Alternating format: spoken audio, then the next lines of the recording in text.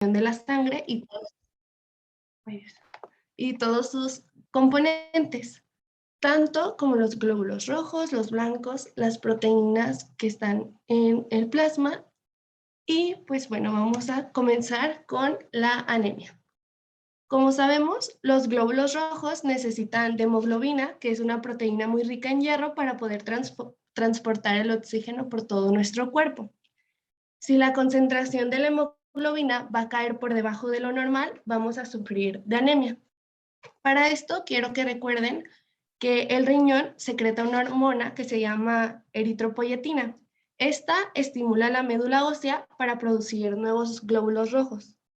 Estos van a circular unos 120 días por nuestro organismo y después van a ser destruidos en el vaso.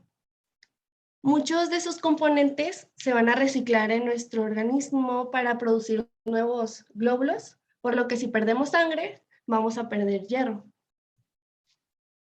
Y según la OMS, cuando una mujer tiene un 12 gramos por decilitro de hemoglobina, inferior a esta cantidad, va a sufrir anemia, y en hombres inferior a 13 gramos por decilitro. Además, cuando hay un descenso muy brusco o gradual de más de 2 gramos por decilitro de la concentración habitual del paciente, también va a sufrir de anemia. Y pues bueno, según la OMS, existen 4 grados. El primero es si la concentración de hemoglobina es de 10 a 13 gramos. Del grado 2 es de 8 a 9.9, el grado 3 de 6 a 7.9 y el grado 4 es inferior a 6 grados por decilitro. Y bueno, los síntomas van a variar según el tipo de la anemia, su causa y la salud con la que cuenta el paciente. Pero también va a influir el grado que tenga y la rapidez con que se haya contraído la anemia. Pero los síntomas más comunes son los que están viendo en la pantalla, que va a ser el paciente, pues va a tener la piel pálida, se va a cansar muy rápido, va a tener una frecuencia cardíaca alta, se va a marear, va a tener dificultad para respirar y bueno, todos los que están viendo. Y si esta anemia se debe a una deficiencia de hierro, su cabello y sus uñas frágiles van a estar frágiles, y el paciente va a tener dolor en la boca y fisuras en las comisuras de los labios. Mientras que si la anemia es por deficiencia de vitamina B12 y o ácido fólico, va a tener una pérdida del tacto y del olfato. También sensación de punzaciones en las extremidades y entumecimiento de ellas. Y pues yo les voy a hablar de los 5 tipos más comunes. Igual en la clase pasada el doctor los comentó 4, pero igual yo les voy a comentar 5. Es como un repaso. La primera es la anemia ferropénica, que es por deficiencia de hierro. Es la más frecuente en la infancia y la más frecuente en mujeres, ya que afecta a 1 de cada 5 y casi a la mitad de embarazadas. Consiste en la deficiencia de los depósitos sistemáticos de hierro y pues es producida por el fracaso de la función hematopoyética medular en la síntesis de hemoglobina debido a la carencia que hay de hierro. Después tenemos la poshemorrágica, que está, como su nombre lo dice, es tras una hemorragia rápida. El organismo va a sustituir aquí la porción líquida del plasma en 1 a 3 días, pero esta respuesta va a dejar, obviamente, una concentración baja de eritrocitos. Si no se llega a producir una segunda hemorragia, la concentración de eritrocitos suele normalizarse de 3 a 6 semanas. Y aquí yo tuve una pregunta y fue, ¿qué sucede cuando una persona tiene pérdidas continuas de sangre? Y en mi investigación supe que una persona no puede con frecuencia absorber suficiente hierro como para formar hemoglobina tan rápidamente como la está perdiendo. Entonces, los eritrocitos que va a estar produciendo su organismo van a ser mucho más pequeños y por ende van a tener muy poca hemoglobina. Por esto, los pacientes con una hemorragia se les tiene que transfundir sangre. El tercer tipo es la anemia plásica. Esta, aplasia de la médula significa una falta de función en la médula ósea. Por ejemplo, aquí, la exposición a altas dosis de radiación o de quimioterapia para el tratamiento del cáncer puede causar un daño en las células madre de la médula ósea.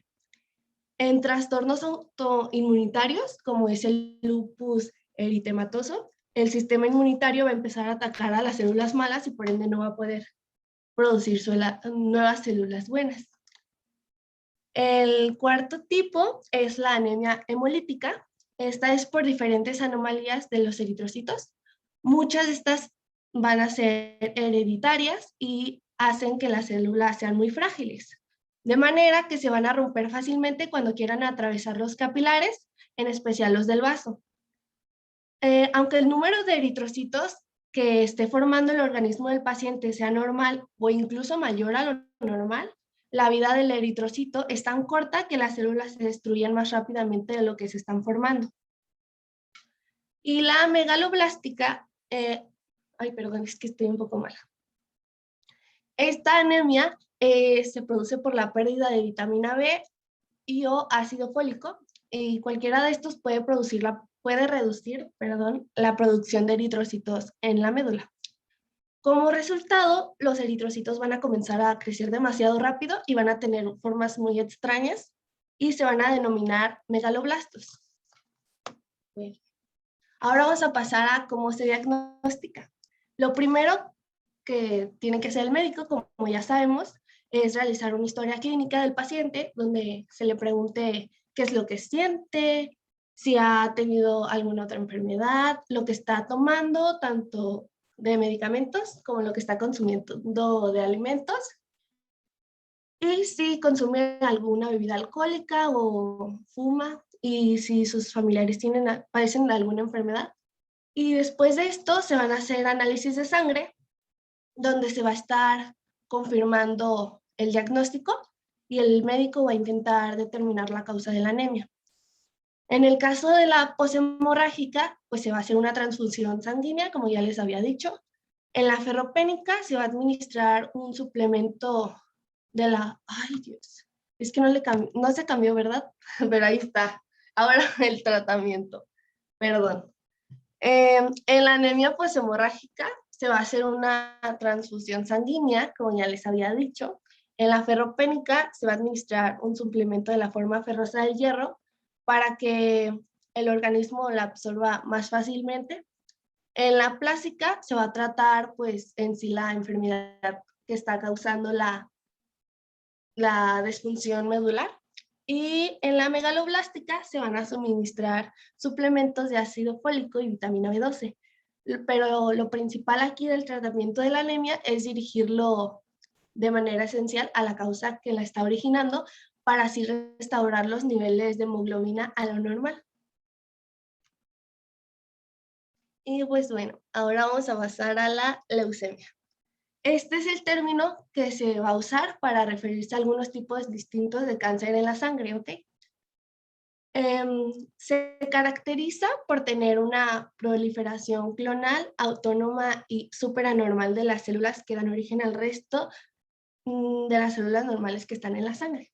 Esto va a implicar que una célula temprana, que va a ser inmadura, llamada blasto, va a sufrir un cambio genético que hará que se empiecen a producir miles y miles y miles de células iguales a esa.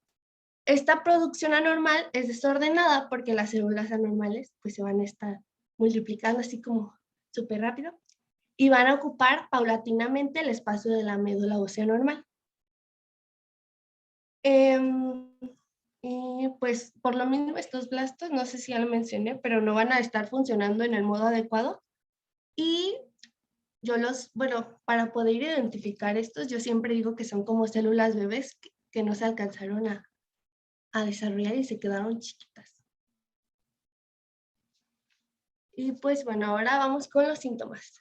Los principales son los que están aquí escritos, que es la anemia, porque pues va a haber una falta de producción de glóbulos rojos por un exceso de producción de blastos y pues los pacientes van a estar súper cansados y pálidos, van a tener dolores de cabeza, dolor torácico, presión en el pecho y también van a tener plaquetopenia o trombopenia, que es por la disminución de la producción normal de la médula en la producción de plaquetas o trombocitos.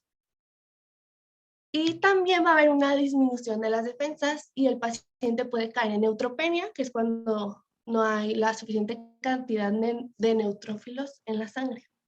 Pero otro síntoma súper característico de la leucemia es la fiebre y los sudores nocturnos.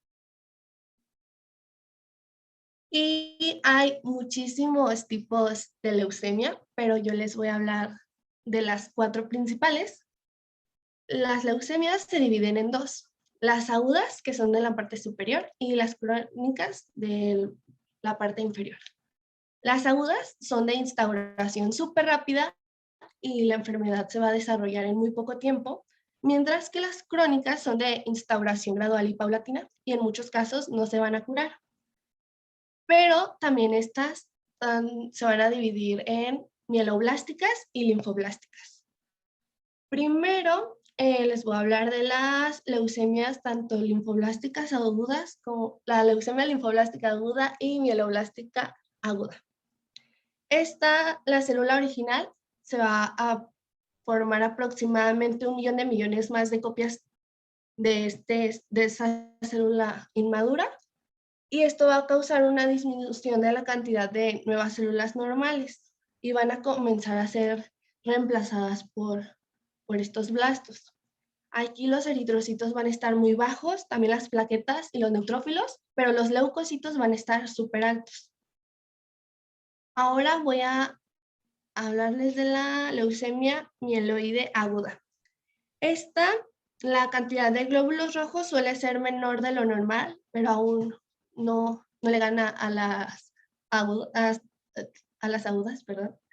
Y sus conteos van a ir aumentando conforme pase el tiempo. Mientras que el último tipo, que es la leucemia linfoblástica crónica, la célula inicial va a producir demasiados linfocitos que no funcionan, pero a diferencia de los otros 3 tipos, puede ser algo que no progrese por mucho tiempo y el paciente puede tener cambios tan leves que continúa con un buen estado de salud y no va a necesitar recibir tratamiento durante periodos muy largos de tiempo. Y ahora, ¿cómo se diagnostica? Lo primero, pues el paciente debe de presentar con los síntomas que ya les mencioné y para eso el médico le mandar a hacer como un estudio de sangre que para checar sus conteos y la presencia de blastos y que estén como los leucocitos muy altos. Eso es algo que identifica mucho a las leucemias. Después, ya que se tiene ¿cómo llamarlo? Ya que se piense, no se me fue la palabra, pero cuando se piense que el paciente tiene leucemia, se le va a mandar a hacer un examen de médula ósea, que es Se tenga la sospecha. Sí, justo, gracias. Ya que se tenga la sospecha que el paciente va a presentar este padecimiento, se le va a mandar a hacer una aspirada de médula ósea que va a permitir identificar el tipo exacto de leucemia a partir de la serie de estudios que le van a hacer al aspirado, que a continuación se los voy a explicar. Este aspirado consiste en pinchar el hueso del esternón o la pelvis por la parte posterior a los lados del hueso sacro. Con una aguja se va a atravesar pues la piel, el hueso cortical, luego el esponjoso hasta llegar a la médula ósea. Y la punción pues es dolorosa, por lo que se aplica anestesia local y luego se aspira por medio de una jeringa. Aproximadamente de 2 a 5 mililitros de médula se va a estar extrayendo. Y aquí se van a ver las células progenitoras en un microscopio y también cómo se reproducen las células hijas y la velocidad en la que va a estar avanzando la enfermedad. También se analizan los cromosomas para detectar alguna anormalidad en ellos y se analiza la presencia residual de genes tumorales para seguir la evolución de la leucemia. Y pues bueno, el tratamiento básico del cáncer en la sangre es la quimio. La quimioterapia, pues al principio, como se va a no exigir, porque pues el paciente es libre de no quererse internar, pero de ingresar al paciente al hospital, ya que va a ser un tratamiento muy fuerte y va a requerir de un cuidado especial por los médicos para ver qué tanto avanza su cáncer. Y antes de comenzar el tratamiento, se le pregunta al paciente si quiere que le pongan un catéter central para así acceder más fácilmente a la sangre sin pinchar tanto al paciente y sin lastimarlo tanto. Y pues bueno, el catéter central. Yo les voy a hablar del Portacat, que es un tipo de catéter central. También se le puede llamar como reservorio. Y este es el más usado para quimio. Tiene una forma de tambor pequeño, como lo vemos en la imagen del medio. Está conectado a la vena cava superior, sí, vena cava superior del corazón. Y desde el exterior se puede observar poco, pero al tacto es muy notorio, como en la imagen de la derecha, se nota más la cicatriz que el portacate en sí. Este dura mucho y es seguro, y aproximadamente de 1, máximo 2 meses, se tiene que parinizar con heparina para que siga funcionando y es como estarlo limpiando. Y bueno, ahora hablemos del linfoma. Este va a empezar por un cambio en un linfocito. Este cambio lo va a convertir en una célula del linfoma y estas células se van a estar como agrupando y amontonando para formar masas en los ganglios linfáticos del cuerpo. Y hay 4 etapas. En la primera, una sola región va a estar afectada por las masas en los ganglios linfáticos. En la etapa 2, 2 o más regiones va a tener el paciente afectadas, ajá, pero solamente del mismo lado del diafragma. Y en la etapa 3, 2 o más regiones, pero por arriba y por debajo del diafragma, como lo estamos viendo en la imagen. Y en la etapa 4, pues la enfermedad ya va a estar extendida y va a afectar a varios órganos, pero también a los ganglios, también va a haber la presencia de masas en los ganglios linfáticos. Y pues bueno, los síntomas.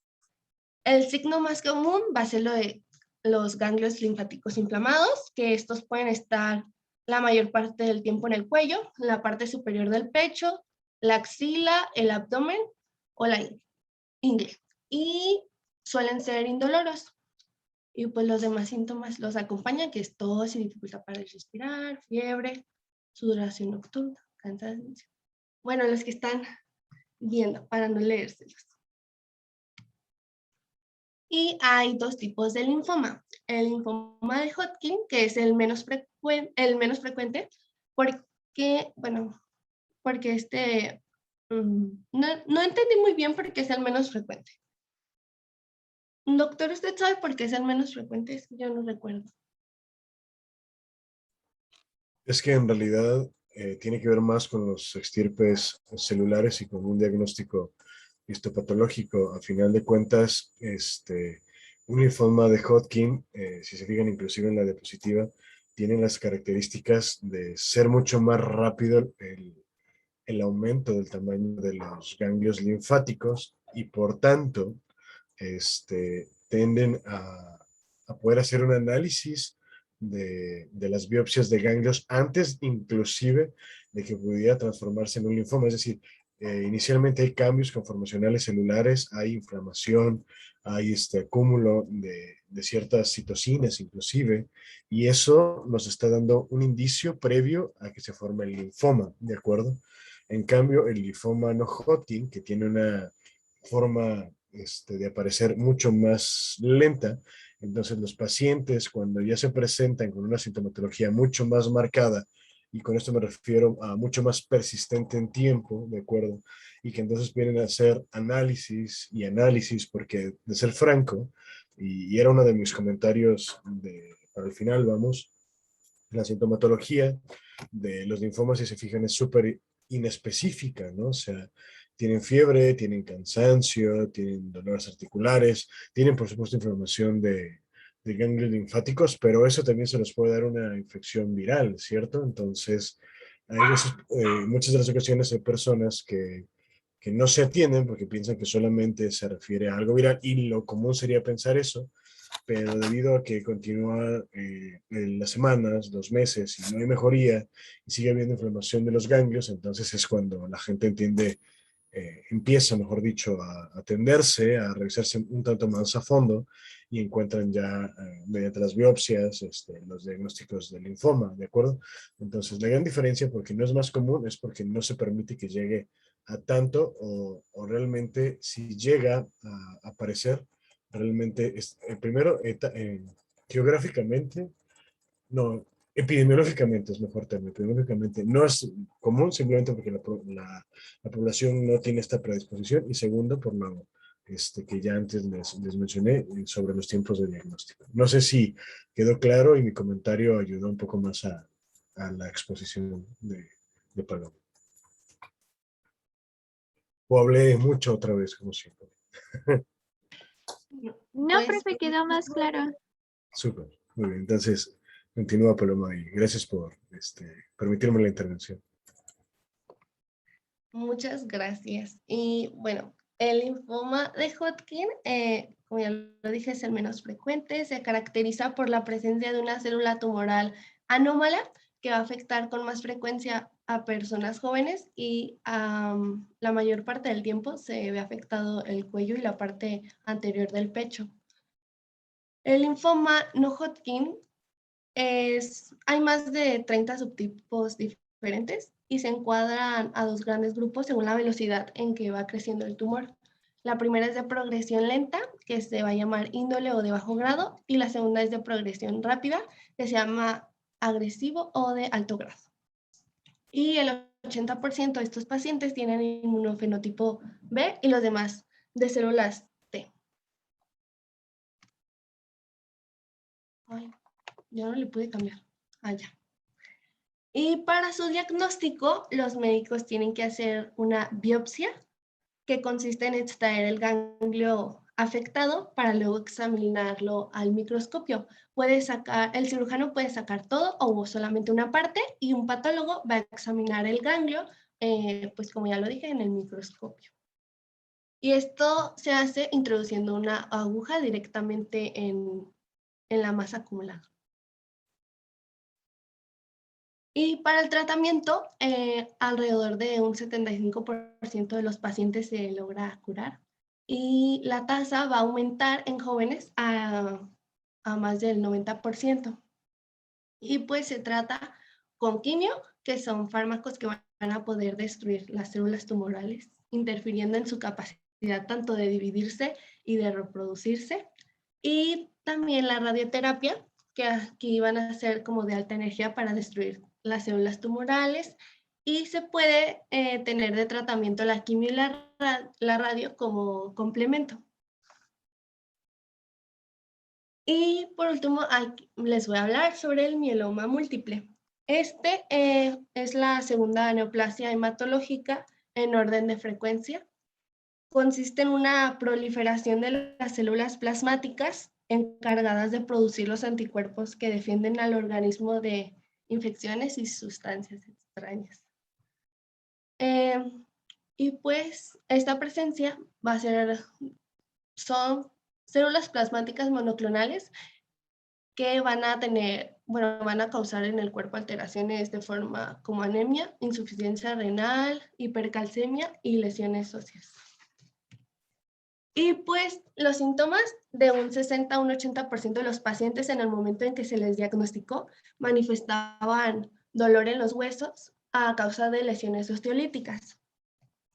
La osteólisis se va a producir porque el cuerpo no va a producir suficientes células óseas nuevas para reemplazar a las viejas células óseas. Y a veces estas lesiones se van a llegar a detectar porque el paciente tuvo una fractura de un hueso por un golpe que ni siquiera tuvo que ser fuerte, porque el tejido óseo va a estar agujerado y muy débil. Y pues hay dos tipos de mieloma. El asintomático, que se va a descubrir en análisis de sangre que van a estar hechos ni siquiera bueno, van a estar hechos por otros motivos y ahí se va a ver que tiene una paraproteína patológica. Y el mieloma sintomático es el más común y las células plasmáticas van a estar en la médula, van a estar excediendo el 10% de las células nucleadas. Y para diagnosticarse, pues el paciente tiene que tener los síntomas antes mencionados y si se sospecha la enfermedad, se van a realizar estudios de sangre. Y después se hace un estudio de médula, que es el aspirado que ya les expliqué. Y después también se tiene que hacer un estudio radiológico para detectar si el sistema óseo del paciente tiene una lesión osteolítica o tiene osteoporosis. Y para terminar, el tratamiento consiste de 3 cosas. La quimio, que va a frenar la proliferación de estas células plasmáticas. Los corticoides, que van a tener un efecto antitumoral y en caso de que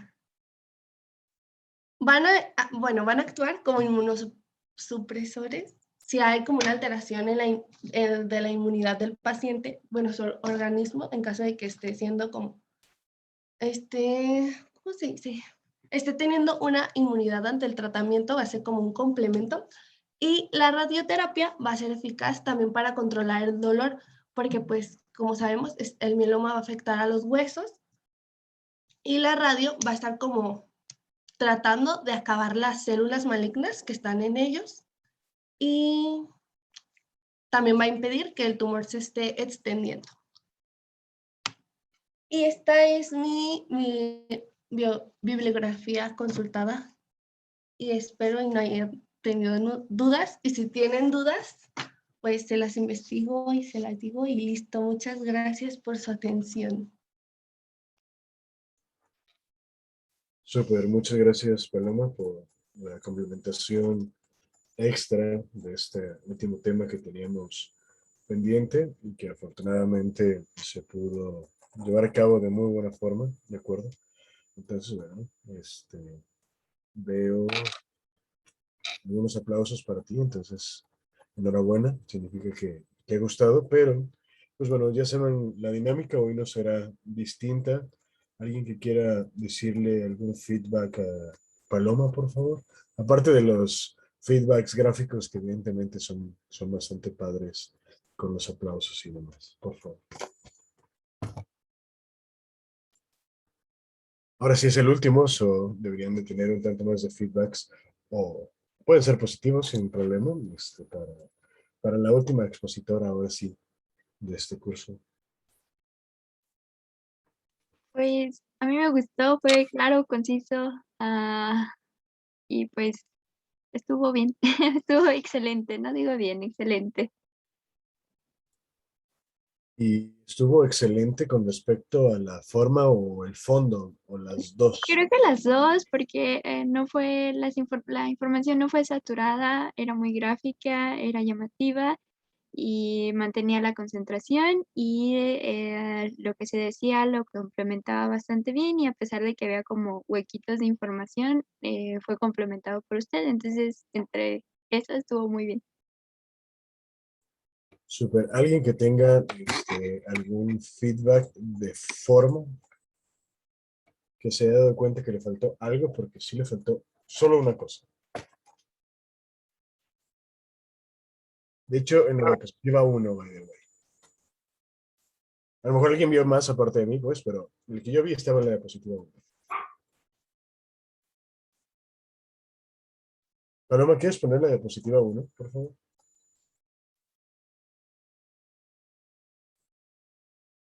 Sí, voy.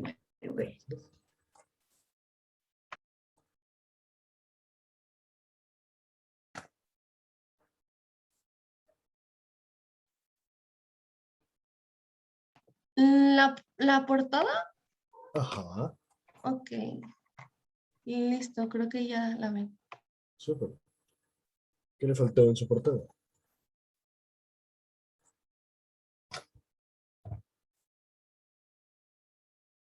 Los, Las universidades y logos. Súper, listo, con eso. Que lo identifiquen para mí es suficiente. Digo, no significa que le voy a quitar el excelente de tu presentación, pero si hemos aprendido algo es que podemos perfeccionar, ¿no? Entonces, yo hubiera puesto los logos, yo. Si en su gusto personal deciden no ponerlo, está bien, ya es idiosincrasia suya, pero creo que se ve mucho mejor poniendo los logos, ¿no? Solamente eso, Sí, sí, sí, se me pasó, pero sí tienes razón. no Yo pasa nada. estaba muy nerviosa, mucho, mucho, muy nerviosa, pero No se notó, al menos yo no lo noté, pero gracias por comentarlo, se vale la pena el ser sinceros, pero bueno, ¿no? Creo que es el único meollo que tengo con respecto a la forma, ¿verdad? Y bueno, complementando algunos puntos, porque me parece que estuvo súper buena o excelente, como diría Yara, ¿de acuerdo? Pero algunos puntos solamente para agregar. Con respecto a la anemia, qué bueno que Paloma nos pudo poner los diferentes grados de anemia, sobre todo porque eso nos permite tener una pauta con respecto a la terapéutica. Una cosa es saber que tenemos anemia, que tenemos ciertos grados de anemia, claro, y de ahí podríamos derivar dos cosas. Una, el grado, como había mencionado, que esto, si tenemos un grado 3 y dentro del grado 3 si tenemos una hemoglobina menor a 7 miligramos en magro, vamos, en todo el torrente sanguíneo, esto medido séricamente, entonces se requiere sí o sí el administrar hemocomponentes, hemoderivados, ¿no? Paquetes de transfusión per se. Saber que cada paquete globular nos va a aumentar 1.5 miligramos de hemoglobina, ¿de acuerdo? Entonces, si tenemos 7 en teoría y transferimos un paquete, entonces tendríamos 8.5 en teoría, si la razón por la cual tiene la anemia es solamente por deficiencia de algún tipo de componente agregado, como el hierro, sin duda que ya hemos visto y que nos explicó arduamente Paloma, ¿cierto? Pero hay veces que hay patologías en las que tenemos más este proceso anémico por hemólisis que también nos explicaron y por más que estés transfundiendo, pues si te estamos hemolizando, pues la sangre que le pongas también se va a hemolizar y nunca vamos a subir ese 7 de hemoglobina, ¿de acuerdo? Pero sí es importantísimo saber que en una condición regular, si tenemos un paciente en urgencias o en una sala de medicina interna o de hematología o lo que sea, pues habrá que transfundir al paciente. Con respecto a lo más común, ya nos lo había dicho, la ferropénica, sin duda, y muchas de las ocasiones, independientemente de esta administración de paquetes globulares, si la hemoglobina lo permite, es decir, que estemos por debajo de este 7 ya comentado, podemos apoyar a suplementar para evitar que no se sobreagregue algún otro tipo de anemia mixta, ¿no? Como la megaloblástica derivada de deficiencia de ácido fólico, etcétera, o sí, en general, o si es deficiencia de hierro, podemos administrar también vía oral fumarato ferroso. Creo que con anemias es más que suficiente. Con respecto a leucemias, por supuesto que vamos a tener la presencia de este síndrome de inmunocompromiso, ¿de acuerdo? Que es importantísimo tener en cuenta porque entonces podemos conllevar a, a otros tipos de patologías sobreagregadas, pero sobre todo si tenemos una disminución de la cantidad de leucocitos o de linfocitos o de neutrófilos, etcétera, y sobre todo los leucocitos en general, pues a que podamos tener infecciones oportunistas, por ejemplo, ¿de acuerdo?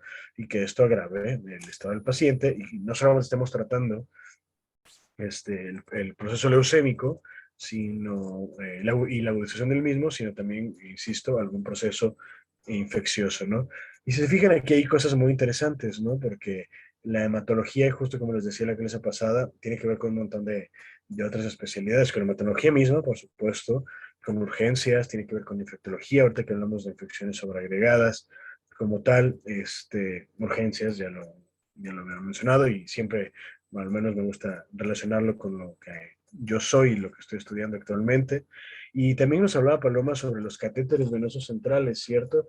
Estos son herramientas súper buenas y que tienen sus indicaciones. Es como, no le podemos poner un catéter central a cualquiera, independientemente de que estemos hablando ahora de un proceso hematológico y del tratamiento del mismo. podemos tener la implementación de catéteres venosos centrales cuando en un paciente no encontramos vías periféricas o ya se agotaron, o vamos a pasar quimioterapéuticos, como es el caso que estamos hablando actualmente, que nos explicó Paloma, que vamos a pasar algún tipo de nutrición vía intravenosa también, potasio, cloruro de potasio en específico, vía intravenosa de igual forma, vasopresores, antibióticos de larga distancia, o que requeramos varias vías, ¿no? Entonces, que requerimos poner soluciones, transfusiones, medicamentos, etcétera. Entonces, normalmente hay catéteres que tienen 2, 3 vías, estos que son específicamente para los quimioterapéuticos, por ejemplo, o los que se ponen para los pacientes de hemodiálisis que tienen un calibre un tanto mayor, pero todos tienen una denominación de final de cuentas ser algún tipo de catéter venoso central, ¿de acuerdo? ¿Qué más? Con respecto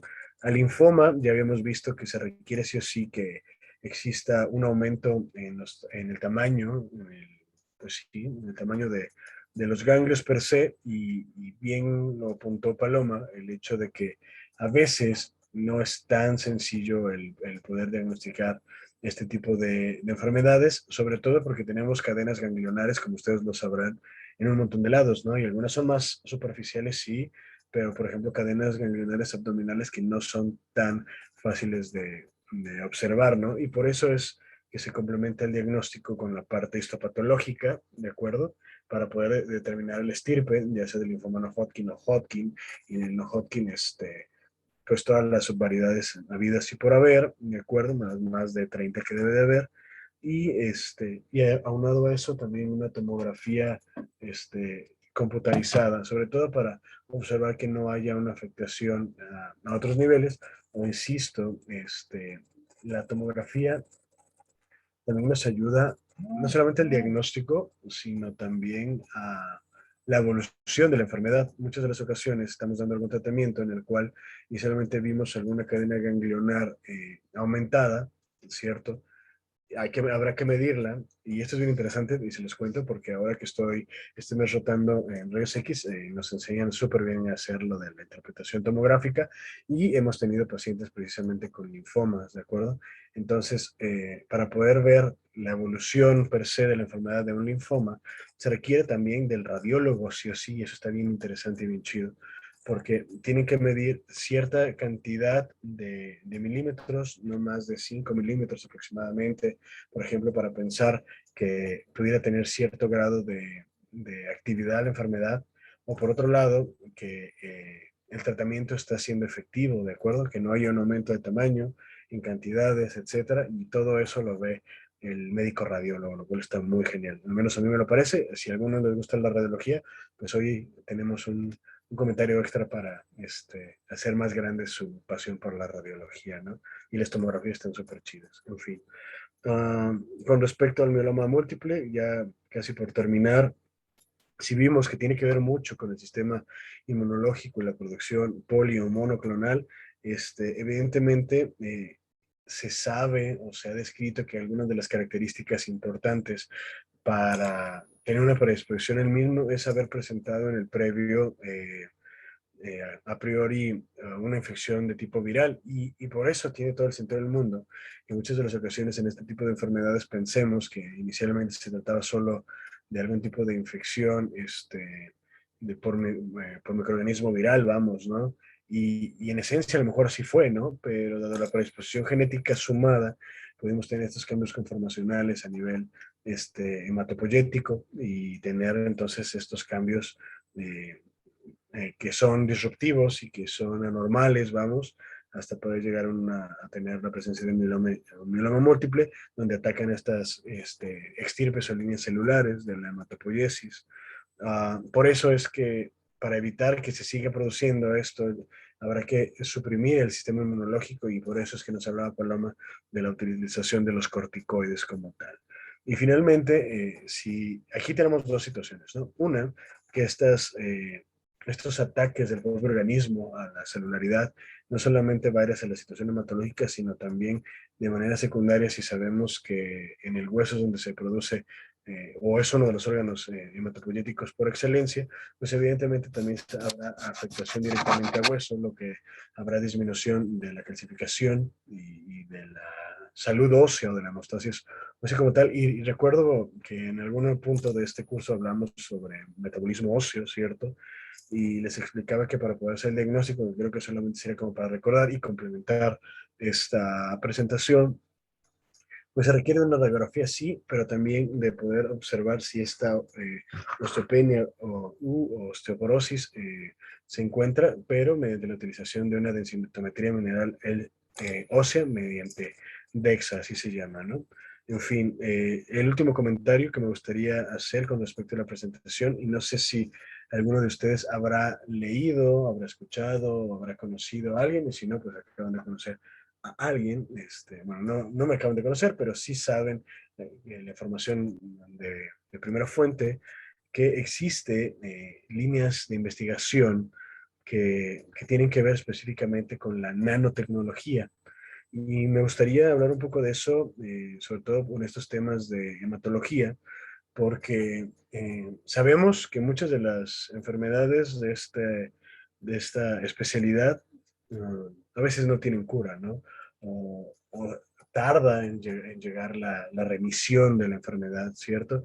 O es difícil por todos los efectos secundarios que tiene tanto la quimio como la radioterapia, ¿cierto?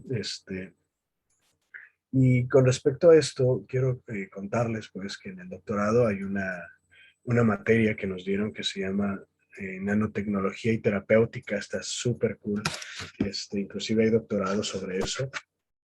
El doctor en ciencias que me dio la clase está en el CUCS. Él hizo su doctorado en España, si no mal recuerdo, en Málaga. Y él es súper experto en hacer nanopartículas y nos enseña a hacer nanopartículas, lo cual está muy chido. El meollo del asunto no es toda esta historia, pues, sino el hecho de que actualmente podemos no solamente soñar, sino una realidad, el formar alrededor de cierto fármaco, en este caso pensamos en un quimioterapéutico, una, una capa de metal a niveles nanoscópicos, claro, de oro o de plata o de níquel que le dé la estabilidad a la nanopartícula, en el cual podemos tener esferas, cubos, láminas. En general son las estructuras más comunes que se forman las nanopartículas. Imaginemos entonces una Alexa, ¿no? Esta esferita cool, pero a nivel, insisto, nanoscópico, donde dentro de la Alexa está el quimioterapéutico, ¿no? Eso no solamente es lo fascinante, que tengamos la estabilización a esas dosis de quimioterapéutico, sino que estas nanopartículas podemos diseñarlas para en la parte externa ponerles alguna capa de polipéptidos glucanos, que pudiera ayudar a internalizarse de mejor manera al organismo sin ser reconocidos como cuerpos extraños, ¿de acuerdo? Es decir, que pudieran tener características muy similares a las células del organismo y entonces evitamos el sistema inmunológico de esa manera. Aunado a lo anterior, tienen otras características agregadas como poder ponerles unos tipos de receptores o señaléticas que lo que va a hacer es fijarse a receptores específicos tumorales, ¿de acuerdo? Imaginemos que ya tenemos el quimioterapéutico estabilizado en esta capa de metal. Ya lo recubrimos con este tipo de membranas similares a la membrana celular. Luego los marcamos para que puedan irse directamente a pegar a la zona específica del cáncer. Imaginemos en un cáncer de páncreas, ¿no? Que es de los más agresivos, y de cola de páncreas. En vez de que el quimioterapéutico ande por toda la sangre y eventualmente, como actúan normalmente los quimioterapéuticos, estén en torrente sanguíneo y ataque a células, entre comillas, malas y a células buenas, y por eso tenemos todos los estragos que tenemos de efectos secundarios, ni siquiera vamos a ser tan poco puristas de que las nanopartículas se vayan solo al páncreas, en mi ejemplo, sino que se vayan específicamente a las células de la cola del páncreas que están teniendo esta expresión tumoral en específico. De tal suerte que allí va la siguiente característica de las nanopartículas que me parece súper interesante. Como tienen esta conformación inicial metálica que yo les decía, puede visualizarse mediante ecosonografía o inclusive si se les agrega algunos que se llaman spin magnéticos, podríamos nosotros agregar magnetismo al paciente, vamos, una resonancia magnética, por ejemplo, o algo así, o, o hay algunos artículos mencionan agregar calor directamente a la zona del páncreas, por ejemplo, y por calor hacer que estas partículas se activen, ya sea que giren los spins o que den algún tipo de señalización térmica como tal, y entonces sabríamos dónde está delimitado el cáncer. Y eso ayudaría no solamente desde la parte de investigación, eso está súper chido, sí, pero imaginemos que ya ahí metimos ya radiología porque estamos viendo la visualización del tumor. Dos, vamos a meter a oncocirugía porque ya vamos a delimitar mediante esta nueva tecnología dónde está el tumor y nos vamos a decir, ok, opero o no opero o dónde voy a operar en este caso, ¿cierto? Y vamos a meter a hematología en este caso o onco para los tratamientos como tal, ¿no? En mi ejemplo de páncreas, pues más oncología, ¿no? Este, y está súper chido porque de ahí surge un nuevo término que se llama teragnóstica, que significa tratar sí, pero diagnosticar a la vez, y la nanopartícula nos puede dar esa funcionalidad. ¿Por qué? Porque ya explicaba yo que dado esa fijación específica y esos cambios conformacionales por el magnetismo, por la radiación, el calor per se, darnos esta limitación de dónde está el cáncer, y dos, una vez que se cambian, por ejemplo, se mencionaba que por ultrasonido o por calor mismo, lo que vamos a hacer es aumentar la temperatura y la temperatura hace que se desamble la nanopartícula. Es como si tuviéramos no sé, un puzzle y le quitamos una piececita por el calor y eso hace que se libere el quimioterapéutico o el fármaco donde ya se pegó y entonces no va a estar actuando por todo torrente sanguíneo, sino se va a actuar donde se fijó la nanopartícula, lo cual es súper interesante y nos da como un amplio panorama en aras de poder curar a más pacientes oncológicos sin tener los estragos de los efectos secundarios de un quimioterapéutico que circula de manera general. No sé si tengan dudas con respecto a lo que dije, sobre todo esta última parte de nanopartículas y demás, o si habían escuchado de nanotecnología y terapéutica, lo cual es muy interesante, al menos a mí me lo parece. Yo había escuchado de nanotecnología, pero no tenía como una idea tan completa. Me parece interesante como lo plantea y está padre, pero también me quedo pensando con estas enfermedades hemolíticas que tienen tendencia a una metástasis. En esos casos, ¿cómo sería? Porque si lo vemos desde el aspecto de diagnóstico, sí está padre, porque te guían, ¿no? Pero en el aspecto de tratamiento, ¿cómo sería? ¿Tiene alguna teoría, hipótesis? De igual forma, dado que esto está todavía en estudio, ¿no? Pero lo que sería como respuesta lógica a tu pregunta es, ya vamos a tener cierto grado de señalética para ciertos estirpes celulares que fueron sí o sí probados a nivel in vitro y que si hay metástasis prácticamente el estirpe celular va a ser el mismo, solamente lo que está distinto es la localización de dónde fue el tumor o el cáncer de inicio, vamos, ¿no? El cáncer primario. Entonces, de todos modos, vamos a poder tener la implementación de esta fijación a las METs y una vez que estén allí, tratar de colocar al paciente, por ejemplo, en una cámara de infrarrojo, donde tenemos un aumento de la temperatura corporal general y donde estén fijadas las nanopartículas, ahí es donde habrá desamblaje de las mismas y habrá la liberación del quimio terapéutico como tal, teniendo en cuenta que estos aumentos de la temperatura van a ser suficientes para hacer un desamblaje de la nanopartícula sin la necesidad de dañar otras células, porque si no volveremos al mismo meollo del asunto de los quimioterapeutas actuales, en otra vertiente distinta, en otra contexto distinto, pero sí, el punto es primero no dañar, ¿no? Que creo que es nuestra como máxima de la medicina, ¿no? Primum non nocere. So. Y no sé si respondí tu Sí, comentario. sí la respondió. De hecho, era eso, porque nosotros en metodología hicimos como una investigación del linfoma y me quedé como pensando que, por ejemplo, los pacientes sí tenían gran porcentaje de sobrevivencia, Sin embargo, tenían tendencias a caer y en las segundas como recaídas ya no tenían índices de sobrevivencia muy altos. Entonces, y todo esto se debía a causa de que se usaba la quimioterapia y la radioterapia en conjunto, y había más daño de células madre, entonces ya no había como una reparación celular, óptima. Entonces, por eso preguntaba si sería como más específico o volveríamos como a la misma tendencia de volver a dañar como el tejido, ¿no? ¿Qué es lo que pasa a veces con estos tratamientos? Sí, totalmente. De hecho, creo que parte de al estar creando estas nuevas tecnologías es precisamente el limitar el daño que actualmente se hace, que creo que el daño no es aposta nunca, pero es una buena alternativa y ojalá que si alguno de ustedes se hace oncóloga, oncólogo, hematólogo y aparte decide hacer un doctorado en investigación, sean de los pioneros y se ganen un Nobel de Medicina por este tipo de investigaciones, ¿no? Que estaría súper, súper chido. No sé si alguien más tenga algún comentario extra con respecto a... O Yara, si tienes algún otro, adelante, tú No, habla. no, de hecho, le iba a agradecer como la información, el complemento. Gracias. Un placer como siempre. ¿Alguien más que tenga algún comentario extra de las 18 sobrevivientes que somos el día de hoy? Por cierto, es un placer ya casi recuperar mi voz, es mucha paz, porque el otro día sí fue una catástrofe estar hablando como Paulina Rubio, un sui generis masculino del mismo.